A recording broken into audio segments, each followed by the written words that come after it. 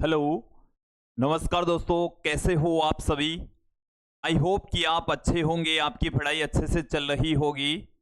आज हम 12th के स्टूडेंट्स के लिए फिजिक्स से रिलेटेड वीडियो लेकर आए हैं।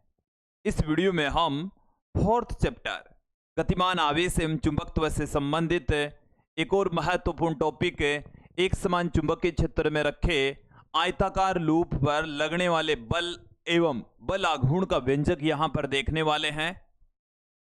विद्यार्थियों, इस टॉपिक को समझने के लिए हमें कुछ नियम समझने होंगे, कुछ फॉर्मूले यहां पर देखने होंगे जो कि हमने इस चैप्टर में पहले ही पढ़ लिए हैं। मैं आपको थोड़ा सा याद दिला देता हूं, थोड़ा सा रिवाइज करवा देता हूं। देखिए, हमने इस चैप्टर में एक टॉपिक पढ़ा है एक समान चुंबकीय क्षेत्र में, एक समान चुंबकीय क्षेत्र में रखे धारावाही चालक पर बल। रखे धारावाही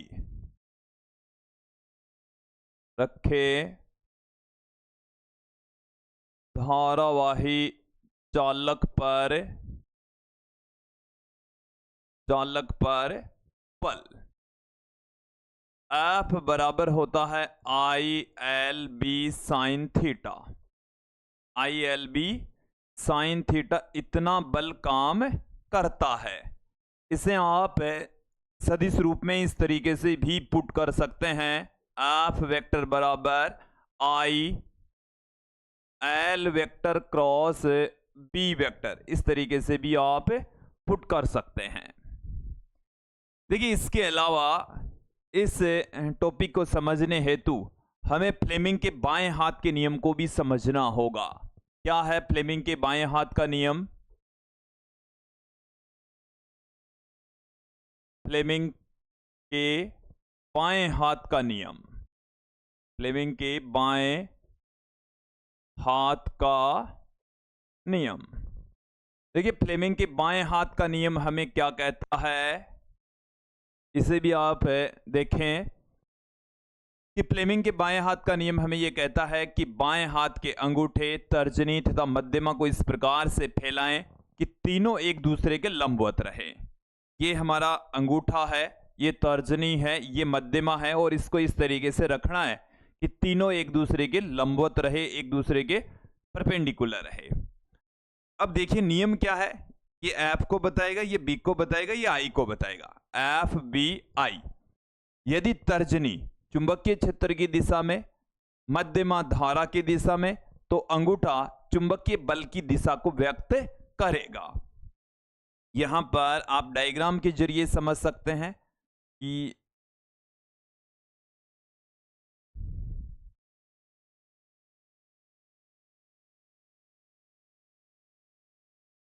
थोड़ा डायग्राम उतना सही तो नहीं बना, दोबारा बना लेते हैं।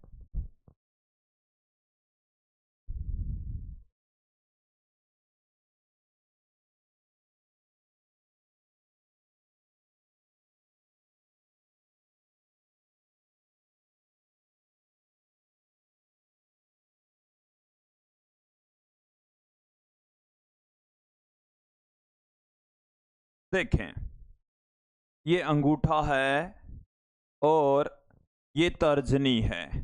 तर्जनी की डायरेक्शन में चुंबकीय क्षेत्र, मध्यमा की डायरेक्शन में धारा, तो अंगूठे की डायरेक्शन में चुंबकीय बल होगा। ये हमारे पास में है अंगूठा। नियम समझ लीजिए क्या है, ये है तर्जनी, ये है तर्जनी, और ये हमारे पास में है मध्यमा। देखें, बाएं हाथ के अंगूठे, तर्जनी तथा मध्यमा को इस प्रकार से फैलाएं कि तीनों एक दूसरे के लंबवत रहें। यदि तर्जनी चुंबकीय क्षेत्र की दिशा में, ये वाली है तर्जनी, ये चुंबकीय क्षेत्र की दिशा में, ये है मध्यमा जो कि धारा की दिशा में, तो अंगूठा है वो चुंबकीय बल की दिशा को व्यक्त करेगा। ओके, और ये जो बल है इसकी डायरेक्शन को ज्ञात करेंगे हम फ्लेमिंग के बाएं हाथ के नियम से। ये आपको समझ आ जाना चाहिए, क्लियर हो जाना चाहिए। आगे बढ़ते हैं। हम एक समान चुंबकीय क्षेत्र के अंदर धारावाही चालक को रखेंगे। एक समान चुंबकीय क्षेत्र को निर्मित करने हेतु ये हमारे पास में चुंबक का एक पार्ट है,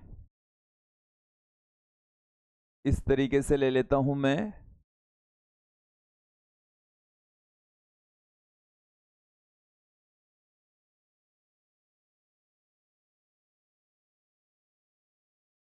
ये चुंबक का एन सिरा, ये चुंबक का एस सिरा। दो अलग अलग चुंबक हो सकती है, या ये चुंबक इस तरीके से भी हो सकती है। आप देखें, इनको समझें और किस तरीके से पॉसिबल है। ये इस तरीके से भी पॉसिबल है, ठीक है। तो ये इसमें एन सिरा और ये इसमें एस सिरा। हम केवल और केवल इतना ही पार्ट आपको दिखा रहे हैं, ओके। तो ये एन है, ये एस है। यहां तक आपको समझ आ जाना चाहिए। अब देखिए विद्यार्थियों, इसमें चुंबकीय क्षेत्र क्रिएट होगा। चुंबकीय क्षेत्र सदैव उत्तरी ध्रुव से दक्षिणी ध्रुव की ओर होता है। धीरे धीरे हम चुंबकीय क्षेत्र के बारे में थोड़ी थोड़ी जानकारी प्राप्त कर रहे हैं। तो देखिए, किसी भी चुंबक के अंदर दो ध्रुव होते हैं, उत्तरी ध्रुव तथा दक्षिणी ध्रुव, और उसमें जो चुंबकीय क्षेत्र रेखाएं हैं या जो चुंबकीय क्षेत्र की दिशा को प्रदर्शित करने वाली रेखाएं हैं, वो उत्तरी ध्रुव से बाहर निकलती है, दक्षिणी ध्रुव के अंदर प्रवेश करती है। तो उनकी जो डायरेक्शन होगी वो उत्तरी ध्रुव से दक्षिणी ध्रुव की ओर होगी। ये मैंने यहां पर कुछ समांतर रेखाएं ली है जो कि चुंबकीय क्षेत्र की दिशा को बता रही है। उत्तरी ध्रुव से दक्षिणी ध्रुव की ओर उनकी डायरेक्शन है। ये आपको क्लियर हो जाना चाहिए, समझ आ जाना चाहिए। डायरेक्शन किधर से किधर की ओर है, उत्तरी ध्रुव से दक्षिणी ध्रुव की ओर। और ये जो चुंबकीय क्षेत्र यहां पर उत्पन्न हो रहा है, ये चुंबकीय क्षेत्र उत्पन्न हो रहा है बी। कितना उत्पन्न हो रहा है? B vector. अब विद्यार्थियों, यहां पर हम इसके बीच में, ये जो बीच में जो गैप बना है दोनों चुंबकों के बीच में, इस गैप में हम एक आयताकार कुंडली रखेंगे। एक आयताकार कुंडली रखेंगे जिस पर विद्युत रुद्ध तांबे के तार लिपटे होंगे। तो आयताकार कुंडली यहां पर बीच में हम रख रहे हैं। देखिए, उस कुंडली के लिए यहां पर हम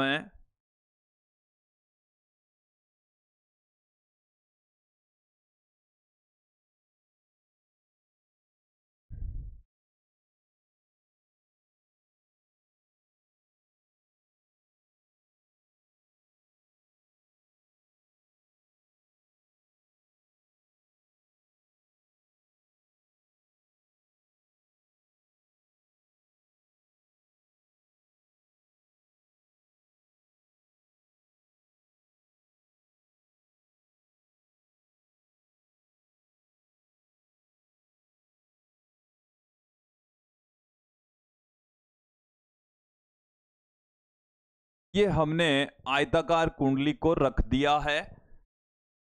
देखिए, इसे आप समझ ले में, इस आयताकार कुंडली को मैं नाम देता हूं, ये जो सिरा है वो P, ये वाला सिरा है वो है Q, ये वाला सिरा है वो है R, और ये वाला जो सिरा है वो है S, ठीक है। और इसमें से जो धाराएं जा रही है, धारा जा रही है वो उसकी डायरेक्शन है, धारा की डायरेक्शन में इधर दिखा देता हूं। इस तरीके से इसमें से विद्युत का प्रवाह हो रहा है। वैसे तो विद्यार्थियों, यहां से एक कट लगा हुआ है, ये जो कुंडली है इसमें इस तरीके से कट है। इस तरीके से भी आप दिखा सकते हैं उसको, चलिए मैं यहां पर उसको दिखाई देता हूं। इस तरीके से हम उसको दिखा देंगे। इस तरीके से ये बिल्कुल पास में है, और इधर से धारा जा रही है I और घूमकर वापस आ रही है I। ये आपको इतना समझ आ जाना चाहिए, ओके। अब देखो, यहां पर हमने क्या क्या लिया है वो एक बार मैं पुट कर देता हूं। एक समान चुंबकीय क्षेत्र कितना है? एक समान चुंबकीय क्षेत्र, एक समान चुंबकीय क्षेत्र वो हमारे पास में है B, और आयताकार कुंडली का नाम हमने यहां पर दिया है PQRS। आयताकार कुंडली कह दीजिए, आयताकार लूप कह दीजिए, एक ही बात है, और उसको हमने नाम दे दिया है PQRS, जिसमें जो इसकी लंबाई है PQ कह सकते हैं, P से Q तक की या R से S तक की जो लंबाई है वो हमारे पास में है L, और इसकी जो चौड़ाई है वो आप PS कह सकते हैं या RQ कह सकते हैं, PS या RQ, जो कि B है। कुंडली का क्षेत्रफल हमारे पास में क्या आ जाएगा? कुंडली का क्षेत्रफल, कुंडली का क्षेत्रफल जिसको हम A से पुट करते हैं L इंटू बी आ जाएगा, L इंटू बी हमें प्राप्त हो जाएगा। इतना तो क्लियर हो जाना चाहिए। कुंडली से प्रवाहित धारा, देखो ये बातें हमने यहां पर पुट कर दी है। कुंडली से प्रवाहित धारा, कुंडली से प्रवाहित धारा, कुंडली से बहने वाली धारा कितनी होगी? देखें, कुंडली से बहने वाली धारा जो कि आई है, कुंडली से बहने वाली धारा कैपिटल आई है। इतना आपको समझ आ जाना चाहिए। अब देखिए, हम कुंडली की एक एक करके सभी भुजाओं पर लगने वाले बल का मान ज्ञात करेंगे। अपना जो टॉपिक है उसमें बल और बलाघूर्ण दोनों ज्ञात करने हैं हमें। तो सबसे पहले हमें इसकी भुजा PQ पर, उसके पश्चात RS पर, या पहले QR, RS और सभी भुजाओं पर बल ज्ञात करेंगे। क्योंकि ये जो कुंडली है इसमें से धारा बह रही है, एक समान चुंबकीय क्षेत्र में रखी हुई है, तो इसके प्रत्येक भाग के ऊपर बल काम करेगा। वो हमने पढ़ भी लिया है कि यदि हम किसी धारावाही चालक को चुंबकीय क्षेत्र में रख देते हैं तो उसके ऊपर एक बल काम करता है, ILB साइन थीटा। चलिए देख लेते हैं। भाग PQ पर, भाग PQ पर बल, कितना बल काम करेगा? उस बल को तो मैं लिख रहा हूं F1 से। किससे पुट कर रहे हैं? F1 से लिखा जा रहा है। अब बल का मान होता है ILB sine theta, ILB sine theta. तो इसमें से बहने वाली धारा तो I ही है, I। इसकी लंबाई कितनी है? P से Q तक है, वो मैंने यहां पर पुट कर दिया। L है, चुंबकीय क्षेत्र कितना है? P है, और साइन थीटा, साइन थीटा है, ये जो थीटा है वो L और B के बीच का कोण होता है, L और B के बीच का कोण होता है। तो यहां पर आप L और B के बीच का कोण देखें, L तो है ऐसे, ये तो ऐसे ही रहेगा, ये कुंडली घूमे या न घूमे ये ऊर्ध्वाधर रहेगा ऐसे, चुंबकीय क्षेत्र ऐसे रहेगा, तो इनके बीच का कोण सदैव कितना रहेगा? 90 डिग्री रहना है, सदैव 90 डिग्री रहना है। तो यहां पर ILB साइन 90 डिग्री, और साइन 90 डिग्री का मान कितना होगा? 1 हो जाएगा। तो F1 की जो वैल्यू है वो हमारे पास में आ गई है ILB। अब इसकी डायरेक्शन यहां पर हम ज्ञात कर लेते हैं, इसकी दिशा यहां पर हम ज्ञात कर लेते हैं। देखिए डायरेक्शन कैसे निकालेंगे आप? ये हमारे पास में फ्लेमिंग का बायां हाथ है, और फ्लेमिंग के बाएं हाथ के नियम का प्रयोग करते हुए ही हम यहां पर डायरेक्शन ज्ञात करेंगे। तो देखिए, इस चालक में से बहने वाली धारा नीचे से ऊपर की ओर, चुंबकीय क्षेत्र इधर, धारा मध्यमा की डायरेक्शन में, तर्जनी की डायरेक्शन में हमारे पास में है चुंबकीय क्षेत्र, अंगूठे की डायरेक्शन में होगा बल। तो अंगूठा किधर है? अंदर की ओर, तो अंदर की ओर बल काम करेगा। बल किधर काम करेगा? अंदर की ओर काम करने वाला है। तो यहां पर बल की जो डायरेक्शन है वो हम दिखाएंगे अंदर की ओर। ये जो F1 बल लग रहा है वो किधर काम कर रहा है? अंदर की ओर काम कर रहा है। ओके, किधर काम करेगा? अंदर की तरफ। चाहे तो इसको मैं इस तरीके से दिखा दूं, ये बल काम करेगा F1। कितना बल काम कर रहा है? F1 बल काम कर रहा है। आपको भी यहां पर इस वाली भुजा PQ के ऊपर बल काम कर रहा है F1, जो कि अंदर होगा। ठीक है, उसके पश्चात आप देखें भाग, पहले मैं ये ले लेता हूं आर एस पर बल, भाग जो आर एस है उसके ऊपर लगने वाले बल को मैं F2 से कह दूं, तो इसमें से भी बहने वाली, क्योंकि ये पूरे में से ही बहने वाली धारा आई है, इसमें से भी धारा आई बहेगी। आर से लेकर एस तक की जो लेंथ है वो भी एल रहेगी, चुंबकीय क्षेत्र बी रहेगा। यहां पर भी एल और बी के बीच का जो एंगल है वो 90 डिग्री रहना है। कितना रहना है?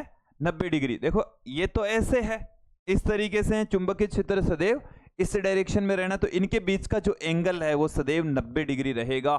तो यहां पर साइन 90 मैंने पुट कर दिया है, तो F2 की वैल्यू आ गई अपने पास में ILB। अब इसकी डायरेक्शन ज्ञात कर लेते हैं फ्लेमिंग के बाएं हाथ के नियम की सहायता से।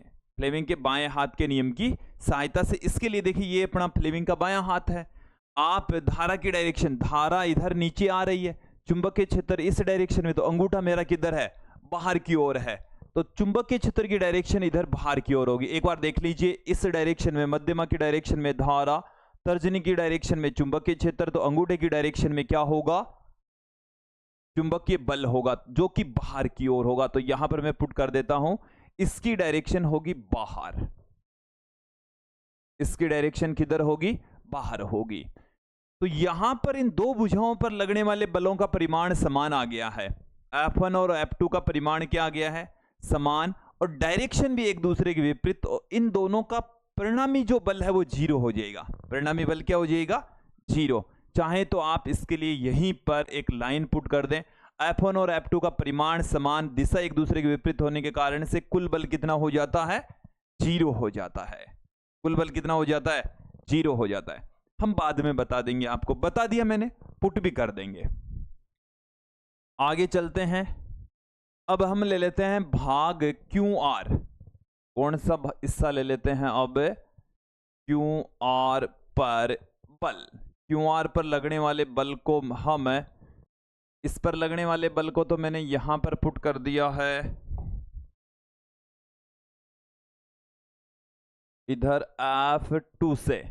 अब QR पर लगने वाले बल को मैं लिख देता हूं F3 से। F3 किसके इक्वल होगा वो समझें आप। देखिए चालक इस तरीके से, आप अब की बार कुंडली को समझने हेतु मैं कुंडली को इस तरीके से ले लेता हूं भाई, कि इसमें धारा तो इस तरीके से जा रही है, इस तरीके से घूमकर जा रही है। ओके, तो देखो इस तरीके से यदि तार ऐसे है, यहां से धारा इस तरीके से जा रही है, तो चुंबकीय क्षेत्र हमारे पास में हो जाएगा, या आप ऐसे ले लीजिए, वह धारा इस तरीके से आ रही है भाई, ये कुंडली है ना वो ऐसे घूमेगी, क्योंकि इसके ऊपर अंदर की ओर बल लग रहा है, इस पर बाहर की ओर बल लग रहा है, ये कुंडली इस तरीके से घूमने वाली है। भाई बल तो 0 है, लेकिन बलों की क्रिया रेखा अलग अलग होने की वजह से ये कुंडली घूर्णन गति करने वाली है।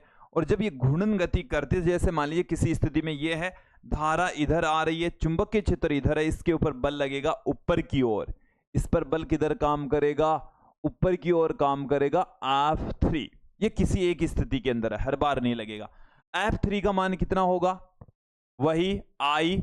अब इसकी लंबाई Q से लेकर R तक की लंबाई कितनी है? Q से लेकर R तक की लंबाई है B, तो लंबाई यहां पर B आएगी, चुंबकीय क्षेत्र B है, और इसकी डायरेक्शन होगी ऊपर। इसकी डायरेक्शन किधर होगी?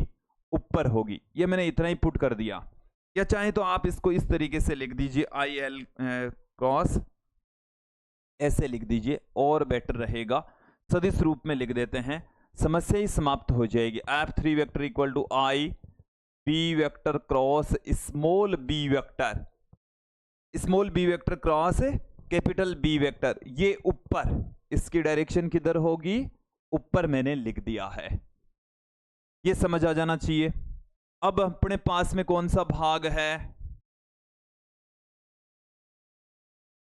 अब अपने पास में भाग है PS, भाग PS पर बल, भाग PS पर बल।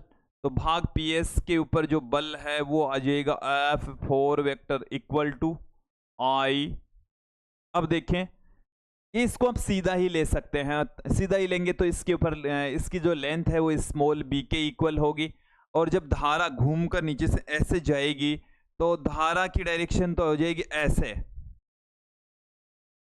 ऐसे। अब समझे, मैंने हाथ को उसी तरीके से एडजस्ट कर लिया है। धारा अंदर की ओर, चुंबकीय क्षेत्र इधर, तो इसके ऊपर लगने वाला बल होगा अंगूठे की डायरेक्शन में नीचे की ओर। किधर होगा? नीचे की ओर। तो ये लगेगा नीचे की तरफ, ये किधर काम करेगा? नीचे। अब यहां पर इनका निपटारा करते हैं, कुल बल कितना होगा उसकी बात करते हैं। तो देखिए F3 और F4 दोनों का मान समान है, डायरेक्शन एक दूसरे के विपरीत है, क्रिया रेखा समान होने के कारण से एक दूसरे को निरस्त कर देते हैं और इनका परिणामी है वो 0 हो जाता है। इस बात को मैं यहां पर पुट कर रहा हूं, आपको बताने जा रहा हूं। F3 व F4 का जो परिमाण है वो समान है। परिमाण है वो तो क्या है? परिमाण समान है, दिशा विपरीत है। दिशा क्या है? दिशा विपरीत है। डायरेक्शन एक दूसरे के अपोजिट है। क्रिया रेखा भी समान है, ये एक ही क्रिया रेखा के अनुदिश काम करते हैं। क्रिया रेखा भी समान है। ओके, एक की क्रिया रेखा नीचे की ओर है तो दूसरे की क्रिया रेखा इधर, ये एक तो लग रहा है इधर नीचे की ओर, F4 F3 लग रहा है ऊपर की ओर। डायरेक्शन एक दूसरे के अपोजिट है यहां पर। ओके, इस कारण से निरस्त कर देते हैं। दोनों बल क्या हो जाते हैं? ये दोनों ही बल एक दूसरे को निरस्त कर देते हैं। दोनों ही बल एक दूसरे को क्या कर देते हैं? निरस्त कर देंगे। क्लियर? फिर आगे बढ़ते हैं। F1 व F2, F1 व F2 यहां पर देखें, ये F1 है, ये F2 है। मान तो इनका भी समान है, डायरेक्शन इनकी भी अपोजिट है, एक अंदर है तो दूसरा बाहर है, तो यहां पर डायरेक्शन इनकी भी विपरीत है। तो परिमाण समान है, परिमाण समान, दिशा विपरीत। दिशा एक दूसरे की क्या है? दिशा एक दूसरे के विपरीत है। लेकिन यहां पर क्या हो जाएगा? ये बल तो निरस्त हो जाएगा। बल तो क्या हो जाएगा? डायरेक्शन अपोजिट होते ही बल तो एक दूसरे को निरस्त कर देते हैं। ये दोनों बल भी क्या हो जाएंगे? एक दूसरे को निरस्त कर देंगे, कैंसिल आउट कर देंगे, और कुल बल है वो कितना रहेगा? कुंडली पर कुल बल 0। कुंडली पर जो कुल बल है वो 0 होगा। कुल बल कितना होगा? कुल बल होगा 0, 0, क्योंकि जो टोटल बल लग रहे हैं यहां पे एक बार देख लीजिए क्यों लगेगा, क्योंकि एक दूसरे को निरस्त कर देते हैं, कुल बल 0 हो जाता है। बट यहां पर देखो एक समस्या आ रही है कि F1 और F2 का मान तो समान है, एक अंदर है तो दूसरा बाहर है, बट इनकी जो क्रिया रेखाएं वो अलग अलग है। भाई एक तो लग रहा है इस वाली भुजा पर अंदर, एक इधर एक भुजा इसके ऊपर बाहर, तो दोनों के बीच में कुछ गैप है, दोनों की क्रिया रेखाएं भिन्न भिन्न है। तो दोनों की क्रिया रेखाएं भिन्न भिन्न होने की वजह से ये एक दूसरे को निरस्त कर देते हैं, बट बल आघूर्ण उत्पन्न करते हैं। लेकिन क्रिया रेखाएं भिन्न भिन्न होने के कारण, क्रिया रेखाएं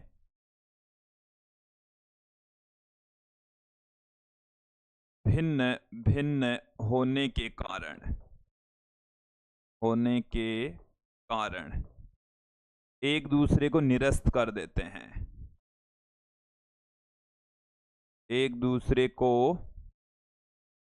निरस्त कर देते हैं। निरस्त कर देते हैं। एक दूसरे को क्या कर देंगे? कैंसिल आउट कर देंगे, निरस्त कर देंगे। ठीक है, तो बल तो कितना आ गया भाई? टोटल बल आ गया 0, लेकिन क्रिया रेखाएं भिन्न होने के कारण से एक बल आघूर्ण उत्पन्न करते हैं। यहां पर इतनी ज्यादा लैंग्वेज, ये पुट करने की बजाय मैं यहां पर ही पुट कर देता हूं। भिन्न होने के कारण यहां पर ये क्या हो जाएगा, कारण बल आघूर्ण उत्पन्न करते हैं। ये क्या उत्पन्न करेंगे, एक बल आघूर्ण उत्पन्न करते हैं। ये लिखता हूं मैं, एक बल आघूर्ण उत्पन्न करते हैं, बल आघूर्ण उत्पन्न करते हैं। ओके, बल आघूर्ण उत्पन्न करेंगे।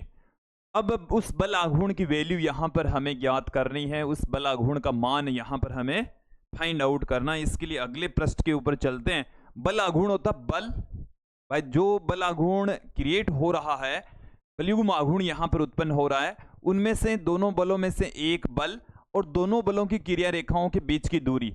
इसके लिए मैं क्या करूंगा, इसका ऊपर से डायग्राम बनाने वाला हूं। ऊपर से इसकी फोटो लेंगे और वो जो फोटो होगी वो कैसे होगी, किस प्रकार की होगी, उसको मैं आपके सामने रख देता हूं। देखिए उसके लिए देखिए हमने यहां पर ऊपर से डायग्राम बनाने हेतु इस तरीके से चुंबक को दिखाया है। ये हमने क्या ली है, चुंबक ली है। इसमें जो मैग्नेटिक लाइंस हैं वो इस तरीके से हैं, ऐसे।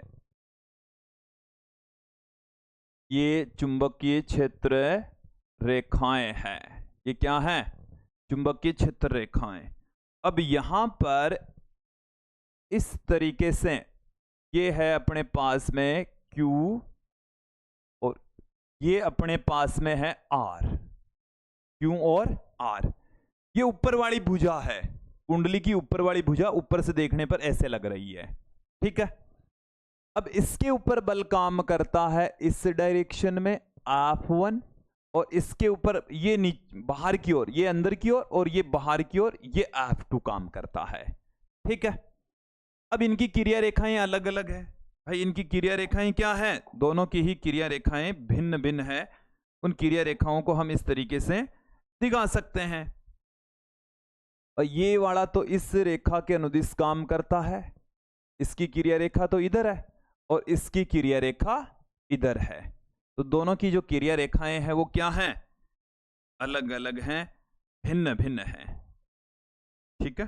दूसरा कलर ले लेते हैं, थोड़ा बेटर तरीके से दिखने वाला। अब देखो इनकी क्रिया रेखाओं के बीच की जो सीधी दूरी है वो ये है। क्रिया रेखाओं के बीच की सीधी दूरी ये वाली है। इसको मैं नाम दे देता हूं, कोई बिंदु हम यहां पर कंसीडर कर लेते हैं। मैं यहां पर कंसीडर कर लेता हूं T, ठीक है। और यहां से इसका जो क्षेत्रफल सदिश है उसको मैं ले लेता हूं इस डायरेक्शन में A से। किससे लिख देता हूं, A वेक्टर से। और ये क्षेत्रफल सदिश और चुंबकीय क्षेत्र के बीच का कोण, चलिए इसमें कलर दूसरा ले लेते हैं। इसके बीच का जो एंगल है इस डायरेक्शन में हम ले रहे हैं, और इनके बीच का जो कोण है, इन दोनों के बीच का कोण मैं ले लेता हूं यहां पर थीटा। क्या ले लिया हमने, थीटा ले लिया है। ये चुंबकीय क्षेत्र है और ये क्षेत्रफल सदिश है। देखो मैं एक बार पुनः पुट कर देता हूं। ए वेक्टर यहां पर क्या है, क्षेत्रफल सदिश है। क्षेत्रफल सदिश जो कि क्षेत्रफल के लंबवत होता है। इस वाले सेंटेंस को आप अच्छे से सुन ले, क्षेत्रफल सदिश सदैव क्षेत्रफल के लंबवत होता है। और बी वेक्टर यहां पर चुंबकीय क्षेत्र है, और थीटा यहां पर ए वेक्टर व बी वेक्टर के बीच का कोण है। ए वेक्टर और बी वेक्टर के मध्य का कोण है ये, ओके। इन दोनों के बीच का कोण है। इतना डायग्राम आपको समझ में आ जाना चाहिए। अब देखो क्या है, बल आघूर्ण अब अपन को ज्ञात करना है, क्योंकि कुल बल तो कितना हो गया, कुंडली पर लगने वाला कुल बल हो गया 0।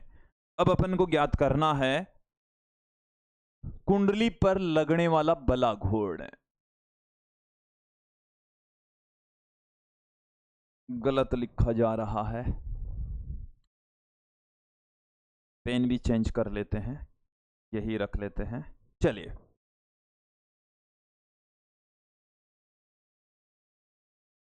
कुंडली पर लगने वाला, कुंडली पर लगने वाला बलयुग्म आघूर्ण, बल युग्म आघूर्ण।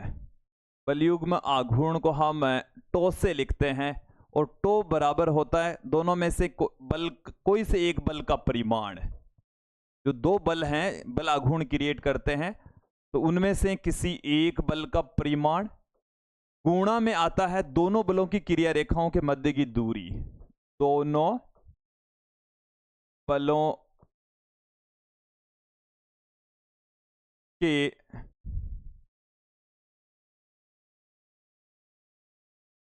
क्रिया रेखाओं के मध्य की दूरी, क्रिया रेखाओं के मध्य की दूरी, क्रिया रेखाओं के मध्य की दूरी, मध्य की दूरी, दोनों बलों के मध्य की क्रिया रेखाओं के मध्य की दूरी है ये।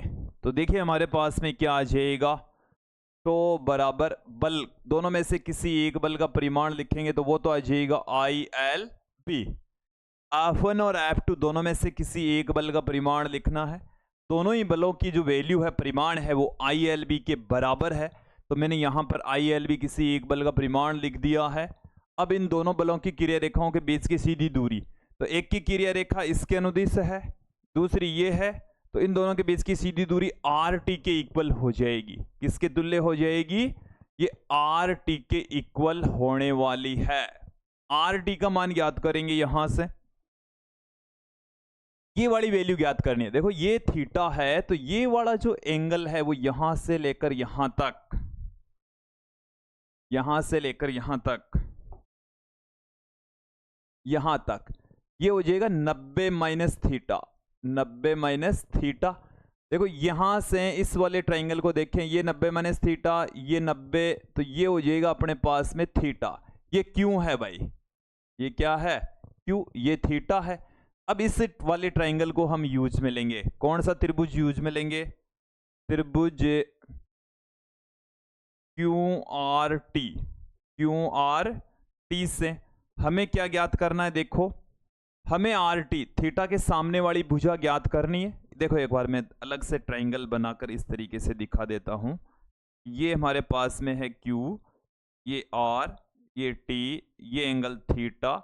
हमें RT का मान ज्ञात करना है और Q से लेकर R तक की जो डिस्टेंस है वो हमारे पास में कुंडली की चौड़ाई स्मॉल b के बराबर है। तो इसमें हम एक ऐसा त्रिकोणमितीय रिलेशन यूज में लेंगे जिसमें थीटा के सामने वाली भुजा मतलब लंब आए और जो ज्ञात भुजा है जिसे हम यहां पर कर्ण कह रहे हैं तो कर्ण आए, तो क्या आ जाएगा? वो होता है साइन थीटा। क्या होता है? Sine theta. साइन थीटा बराबर होता है लंब बट्टे में कर्ण, लंब बट्टे में कर्ण। तो लंब तो यहां पर है RT और कर्ण यहां पर है QR। तो RT बराबर अपने पास में क्या आ गया है? QR sine theta. RT बराबर आ गया है QR। QR की वैल्यू है B, तो B साइन थीटा आ जाएगा। कितना आ जाएगा? B sine theta. तो अपने पास में क्या आ चुका है विद्यार्थियों? ILB और RT की वैल्यू आ गई है B sine theta. B sine theta. तो टो बराबर देखिए हमें क्या प्राप्त हो रहा है? IL into B, capital B sine theta. तो टो बराबर देखिए क्या आ गया? IL इंटू B की जगह हम लिख देंगे A हम पुट कर देंगे। तो ये अपने पास में टो का मान आ गया है कि यदि हम किसी आयताकार कुंडली को एक समान चुंबकीय क्षेत्र के अंदर रख दें तो उस पर लगने वाला बल आघूर्ण होता है IAB sine theta. IAB sign theta. ये आपको क्लियर हो जाना चाहिए, समझ आ जाना चाहिए। अब यदि कुंडली में फेरों की संख्या मतलब जो तार लपेटे हैं उनकी संख्या कैपिटल N हो तो उस स्थिति के अंदर क्या होगा? यदि कुंडली में फेरों की संख्या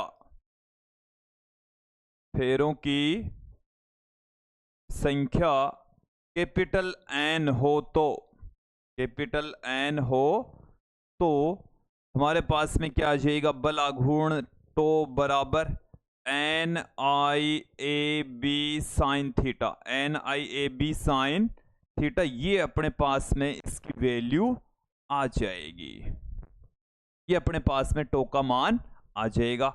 यहां तक आपको क्लियर हो जाना चाहिए, समझ आ जाना चाहिए। थोड़ा सा आगे बढ़ते हैं। ये है बल आघूर्ण का सूत्र और इसको हम थोड़ा सा मॉडिफाई करते हैं, थोड़ा सा मॉडिफाई करेंगे तो देखिए क्या आ जाएगा अपने पास में। इसको मॉडिफाई करने के लिए हमें यहां पर एक टॉपिक को समझना होगा, चुंबकीय द्विध्रुव आघूर्ण। चुंबकीय द्विध्रुव आघूर्ण। देखिए चुंबकीय द्विध्रुव आघूर्ण को कई बुक्स में स्मॉल एम से तो कई में कैपिटल एम से लिखते हैं। मैंने यहां पर एनसीईआरटी की पाठ्य पुस्तक के अकॉर्डिंग स्मॉल एम से लिखा है। इसको दो तरीके से परिभाषित करते हैं, किसी कुंडली के लिए इसकी डेफिनेशन अलग होगी तो किसी चुंबकीय द्विध्रुव के लिए इसकी डेफिनेशन अलग होगी। यहां पर हमें जो डेफिनेशन यूज में लेनी है वो है कुंडली वाली। कौन सी वाली हमें काम में आएगी, यहां पर अपने कुंडली वाली डेफिनेशन हमें यहां पर यूज में लेनी है। चलिए देखें, ये हमारे पास में जैसे कोई कुंडली है और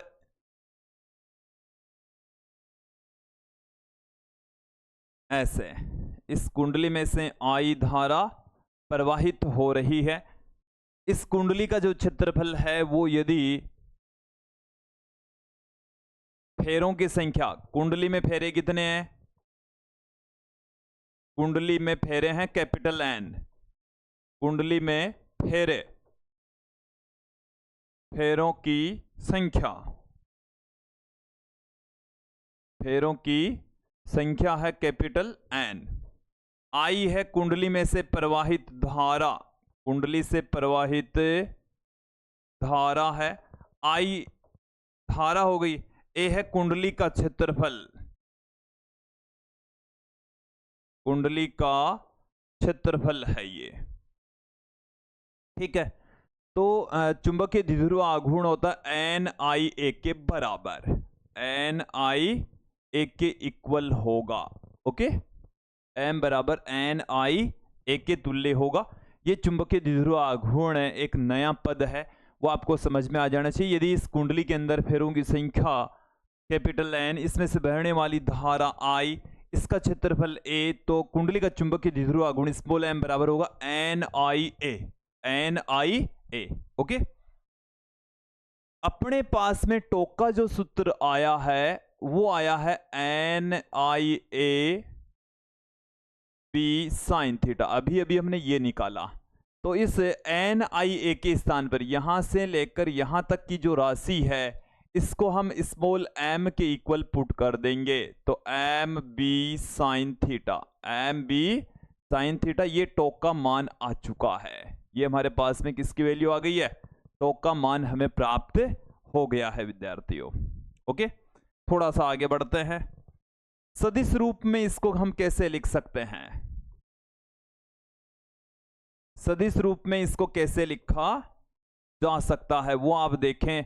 टो वेक्टर बराबर, टो वेक्टर बराबर M vector cross B vector, M vector cross, क्योंकि दो सदिशों का जो सदिश गुणनफल होता है वो भी सदैव एक सदिश राशि होती है। कैसी राशि होगी, सदैव एक सदिश राशि होगी, ओके। तो विद्यार्थियों ये था आज का हमारा वीडियो जिसमें हमने बल आघूर्ण का मान निकाला और अलग अलग स्थितियों में निकाला। आपको समझ में आ गया होगा, कुछ कंडीशन यहां पर पुट करनी होगी। आज के लिए इतना ही, धन्यवाद दोस्तों।